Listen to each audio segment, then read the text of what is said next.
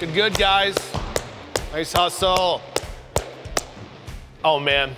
I love football. Both of them. The type we play in the US with a pro-light spheroid ball, and the type we here in North America call soccer. Football is uninterrupted action, on-the-fly strategy, and it's super accessible.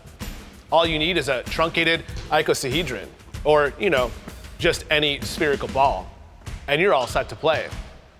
It requires intense stamina and athleticism from its players, and it's super local so that anyone can get into the excitement. Like when someone on your favorite city or country's team scores a goal! Great job, man. Hey, Ryan, I got a question for you. When you kick the ball like that, how do you do it to make it curve? I focus on hitting the ball on the outside with my inside of my foot and finishing my foot high so the ball curves. Man, that is absolutely insane to me. I've been doing it all my life since I was a little kid, and it takes a lot of practice, and I love every moment of it. Well, nicely done. Thank you. It's so insane to me that Ryan can just do that. He's leveraging physics to curve the ball, all while running and making a million other decisions at the same time.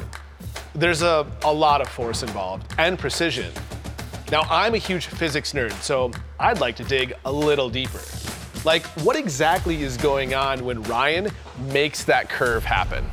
I have an idea. Let's take a look with SOLIDWORKS Flow Simulation to virtually test a ball in motion and find out. With SOLIDWORKS Flow Simulation, setting up this study is a breeze. I'll start with defining a time-dependent study, since the airflow around the ball will change as it moves. I want to include a rotating region, set the fluid to air, then dial in the kick velocity, 27.5 meters per second, the speed of a professional free kick. This is where the aerodynamics gets interesting.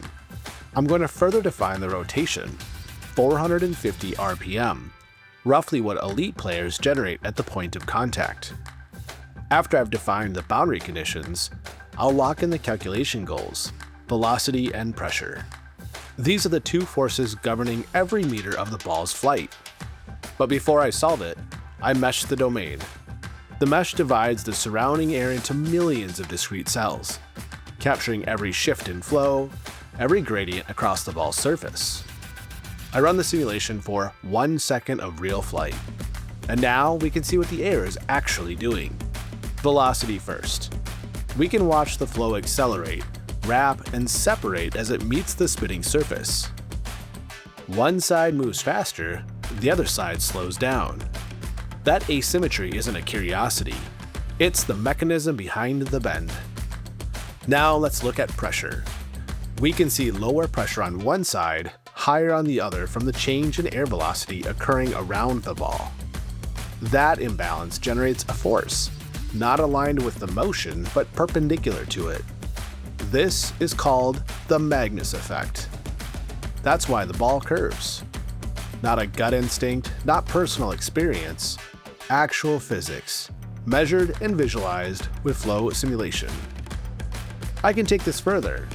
Using surface parameters, I can calculate the exact lateral force acting on the ball in flight. We're looking at the swerve quantified. Now let's push it.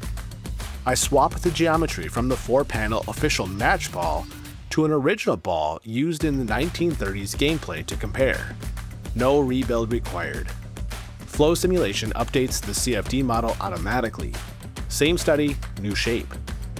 Remesh to accommodate for the change in geometry and rerun. Now look closely at the difference.